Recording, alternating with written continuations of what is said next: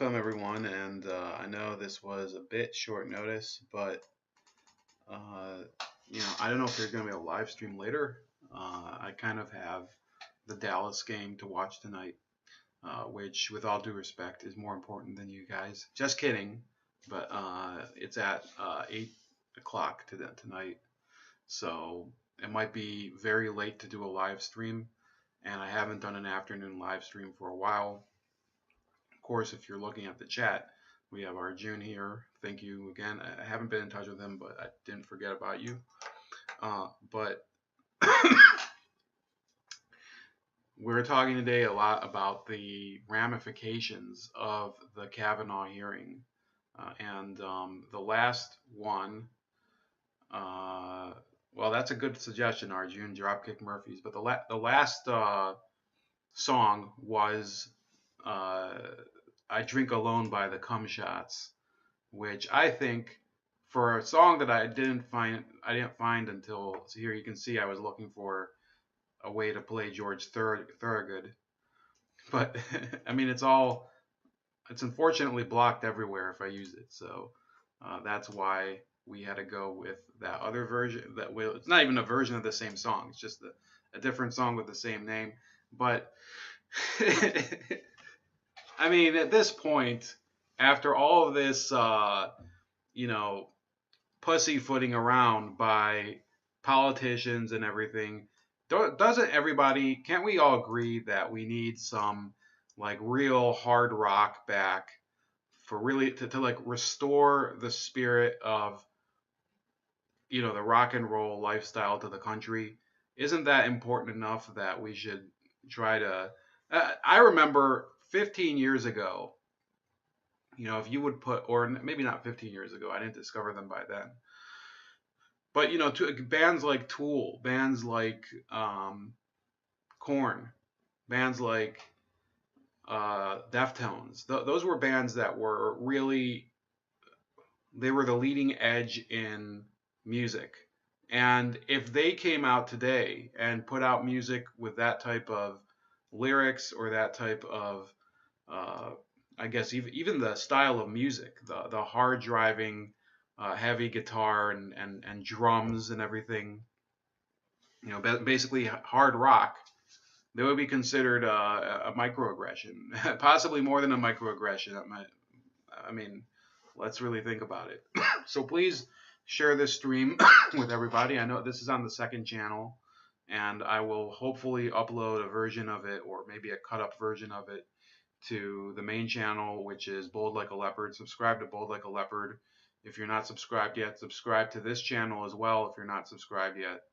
We're going to talk a little about some of the people who are going to be winners, or are already winners or losers, from the confirmation of the Honorable Judge Brett Kavanaugh to the Supreme Court. He's now Associate Justice of the Supreme Court, Brett Kavanaugh. And I think that if there's one thing that the Democrats did with regards to Kavanaugh, they did not actually increase opposition to the judge. What they might have done is that they increased support for him, because people like me, if you know what, I'll pull up this video and I'll play some of it. I don't know if I'll play the whole thing, because you should go watch it on your own.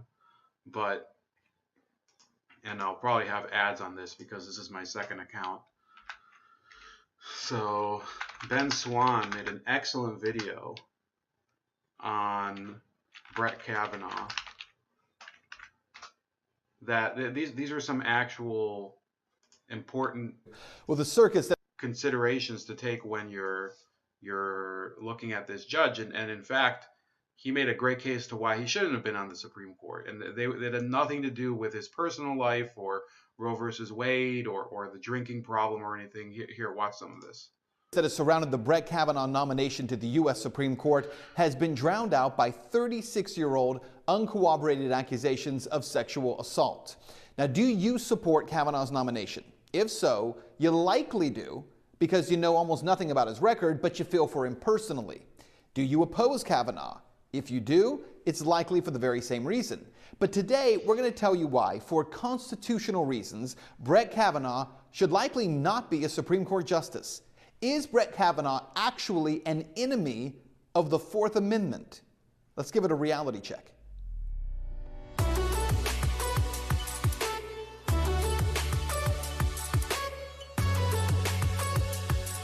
Reality Check with Ben Swan, powered by Smart Cash. Well, all of the noise around the Brett Kavanaugh nomination to the Supreme Court has really accomplished only one thing. It has prevented any real concerns over Kavanaugh's history and view of the Constitution. Today, 3 reasons why Kavanaugh should likely not be on the U.S. Supreme Court. Number 1, the Patriot Act.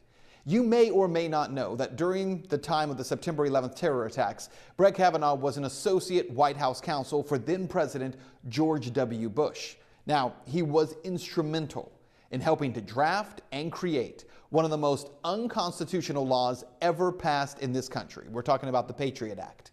According to the Electronic Privacy Information Center, the Supreme Court Justice nominee in emails at that time referred to the Patriot Act as, quote, measured, careful, responsible, and a constitutional approach. He has been definitively credited with the line, quote, the new law will update laws authorizing government surveillance, which demonstrates one very important thing, that the Fourth and Fifth Amendment protections of due process and protections against warrantless searches and government surveillance is something that Kavanaugh believes could be updated in the Constitution. As the Foundation for Economic Freedom points out, quote, anyone who knows anything about the Patriot Act knows that constitutional and careful are by no means accurate descriptions. The Patriot Act obliterated the Fourth and Fifth Amendment rights to privacy and due process by giving the federal government sweeping new powers to conduct surveillance on the American people, end quote. Number 2, his role in the U.S. torture memos and enemy combatants issue. Now, while in the Bush White House, Kavanaugh was involved in 2 very important discussions, the first of which surrounded the use of torture by the administration.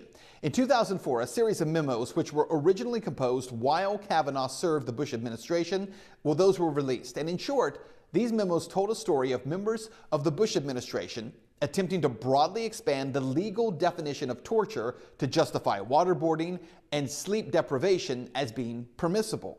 Those memos also detailed the Bush administration's attempt to seek the authority to label anyone of their choosing, anyone, as an enemy combatant, thus subjecting them to the possibility of indefinite detention in facilities like Guantanamo Bay. While undergoing his nomination to the Court of Appeals for the District of Columbia Circuit in 2006, Kavanaugh testified that he knew nothing about these memos or the attempt to frame a legal argument for indefinite detention, saying this, quote, I think with respect to the legal justifications or the policies relating to the treatment of detainees, I was not aware of any issues on that or the legal memos that subsequently came out. This was not part of my docket, either in the counsel's office or as staff secretary, end quote.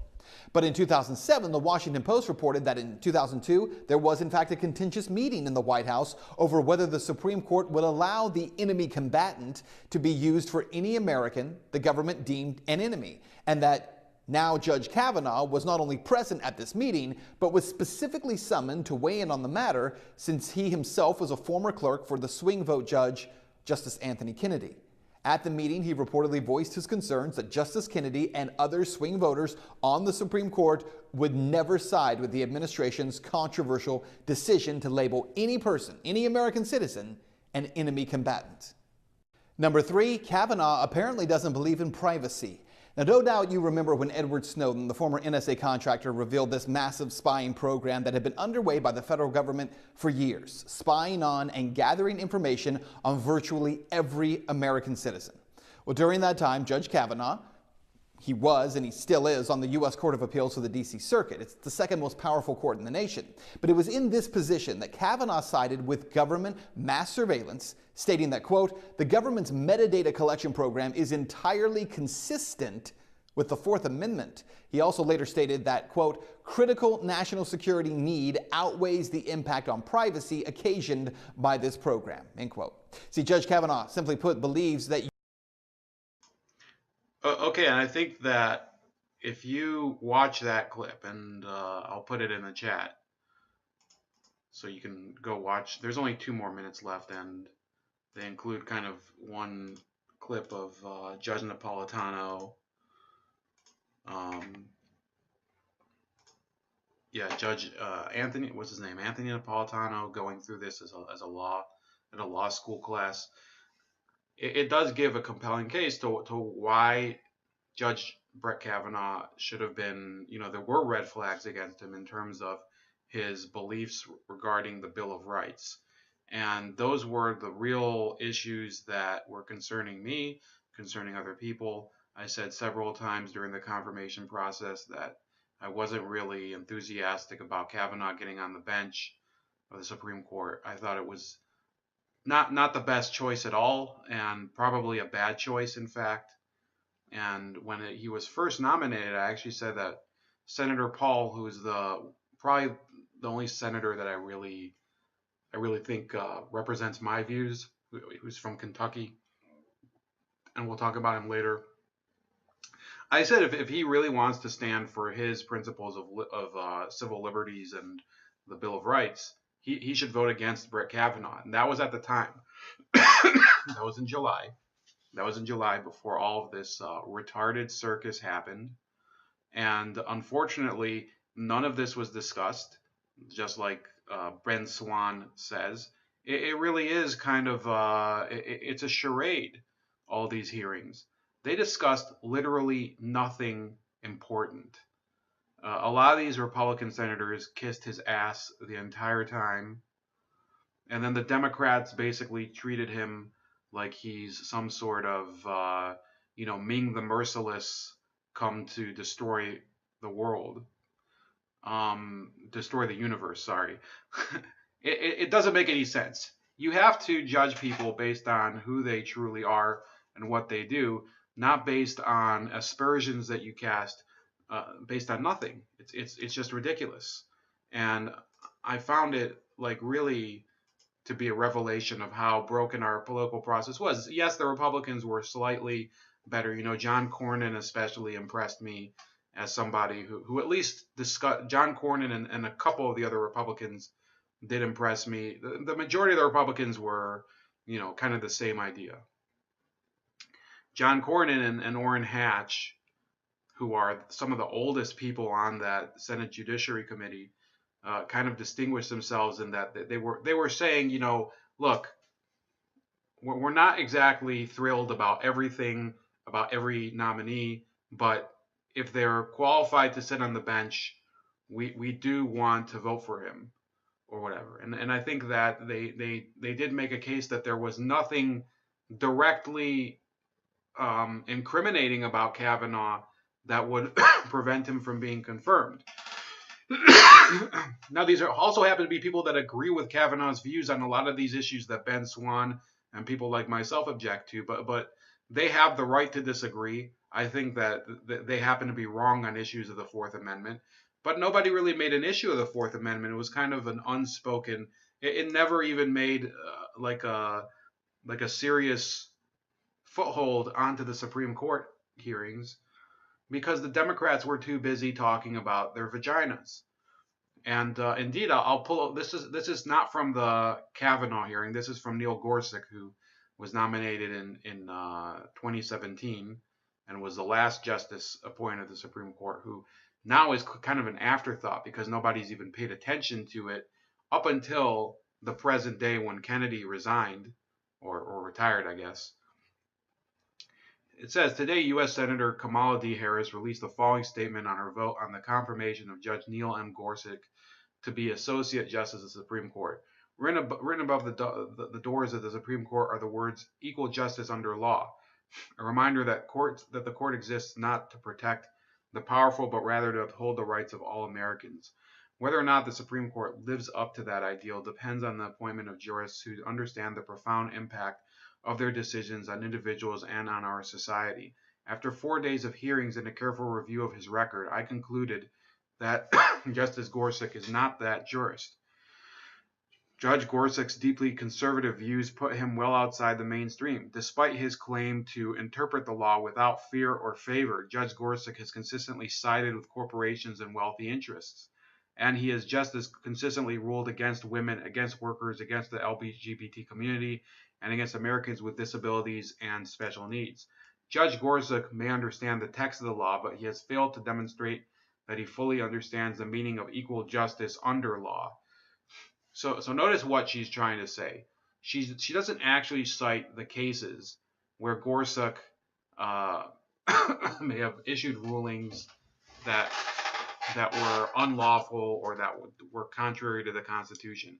Instead, she makes a blanket statement that he serves corporations and wealthy interests. Now, I'm not going to say that Gorsuch doesn't have a bias in his head, because I don't know the guy personally, and I haven't studied his case docket either. But this is not an explanation as to why he is violating the principle of equal justice under law. There happens to be the possibility in going into every trial that the defendant wins and that the prosecution wins. Often it has to do with how skillful your legal counsel is and how you're able to, a lot of courtroom gamesmanship and stuff like that. And by the time you make it, let's say you appeal it up to a federal court level, which is where Gorsuch was, that kind of stuff kind of gets thrown into the trash, because at that point it becomes a question of, is it truly a matter that is the lower court ruling truly consistent with the Constitution? Okay, and you can see that in the Colorado cake case with what's his name? I think his name is James Phillips or Steve Phillips. Jack Phillips, that's his name. The Jack Phillips case, yes, actually it was a state agency, the Colorado Civil Rights Commission, that thought that they were going to enforce equal justice under the law by pursuing this cake shop owner and saying, well, you can't run your business the way you want to.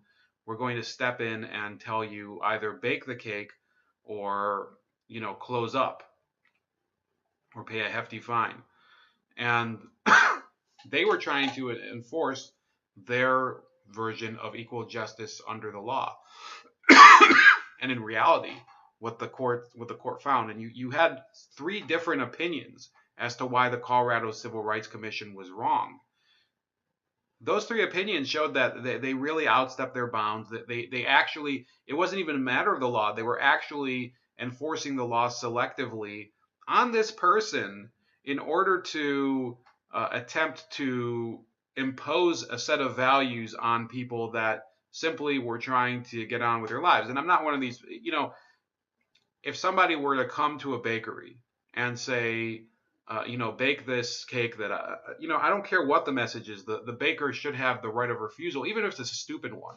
If somebody, let's say you live in Kansas and there's 2 big football teams in Kansas for college football fans. Those of you that know, those of you that don't, I don't care. There's the Kansas Jayhawks, the University of Kansas, and then there's the Kansas State. I think they're not the Wildcats. I think they might be the Panthers.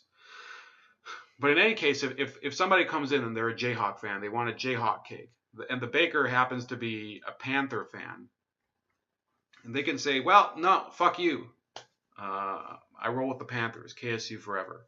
That's a very simple, and I would say, fine. If they want to lose that business, if they want to lose the business of all the Jayhawk supporters, okay. If this were in Ohio where I live, it would be Ohio State Buckeyes versus or the Ohio University Bobcats, okay? And there's much more business there's much more of a following for the Buckeyes than the Bobcats. And if you were a Bobcats fan, which, it's not like there's a huge rivalry between them because they're in different conferences, but you said, well, I went to OU, fuck the Buckeyes, they could potentially be losing out in the law of business, and that's their problem. So that was Kamala Harris's statement on this, and I think it really shows how vapid and stupid her belief system is. And here are some other takes on this. This is from Senator Collins. I think this is kind of a random point in the speech, but this is her 43-minute speech that kind of broke the momentum of the Democrats. A presumption of innocence. In cases in which the facts are unclear, they would argue that the question should be resolved in favor of the nominee. Mr. President, I understand both viewpoints. This debate is complicated further by the fact that the Senate confirmation process is not a trial. But certain fundamental legal principles about due process, we have come to the conclusion of a confirmation process that has become so reflected in the fact that he and Chief Judge Mary. Mr. President, I understand both viewpoints. This debate is complicated further by the fact that the Senate confirmation process is not a trial. But certain fundamental legal principles about due process, the presumption of innocence and fairness, do bear on my thinking, and I cannot abandon them. In evaluating any given claim of misconduct, we will be ill-served in the long run if we abandon the presumption of innocence and fairness, tempting though it may be.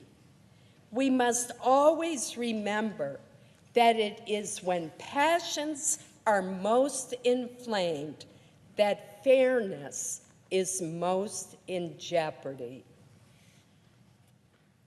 The presumption of innocence is relevant to the advice and consent function when an accusation departs from a nominee's otherwise exemplary record. I worry that departing from this presumption could lead to a lack of public faith in the judiciary and would be hugely damaging to the confirmation process moving forward.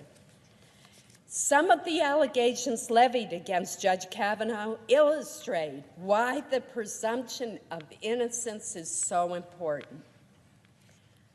I am thinking in particular not of the allegations raised by Professor Ford, but of the allegation that when he was a teenager, Judge Kavanaugh drugged multiple girls and used their weakened state to facilitate gang rape. This outlandish allegation was put forth without any credible supporting evidence and simply parroted public statements of others. That such an allegation can find its way into the Supreme Court confirmation process is a stark reminder about why the presumption of innocence is so ingrained in our American consciousness. Mr. President, I listened carefully to Christine Blasey Ford's testimony before the Judiciary Committee. I found her testimony to be sincere, painful, and compelling. I believe that she is a survivor of a sexual assault and that this trauma has upended her life. Nevertheless, the 4 witnesses she named could not corroborate any of the events of that evening gathering where she says the assault occurred. None of the individuals Professor Ford says were at the party has any recollection at all of that night. Judge Kavanaugh forcefully denied the allegations under penalty of perjury. Mark Judge denied under penalty of felony that he had witnessed an assault. Okay, so you might have seen all of this or some of this before, and I think it is it's one of the few moments in my recollection that I think that Susan Collins said something that was really logical, and she just lays it out, and it was probably the biggest moment to torpedo the Democratic effort to sink the Kavanaugh nomination. And really, this is the first person that we can call a winner, a winner from this whole nomination process. Because honestly, until now, Susan Collins was thought of among uh, conservative voters and the GOP base, not necessarily the GOP as an organization, but the GOP base. She was thought of as the Planned Parenthood senator, the senator who helped uh, kind of take the wind out of the sails of passing the Obamacare repeal. She has never, in my memory, again, ever helped any cause that I've ever supported. Because she's one of these corporate Republicans. She'll vote for a lot of these big businesses and whatever and she is kind of the embodiment of some of the accusations that the Democrats have made against Gorsuch and against Kavanaugh, and and there are credible reasons why you should oppose a Supreme Court pick, and yes, if you're somebody like Kamala Harris or Richard Durbin from Illinois, I can understand you not voting for Brett Kavanaugh because you disagree with some of his positions on corporate law and stuff like that. But this was really ridiculous. It was kind of a parody of how the law should be, and instead we're getting these people who are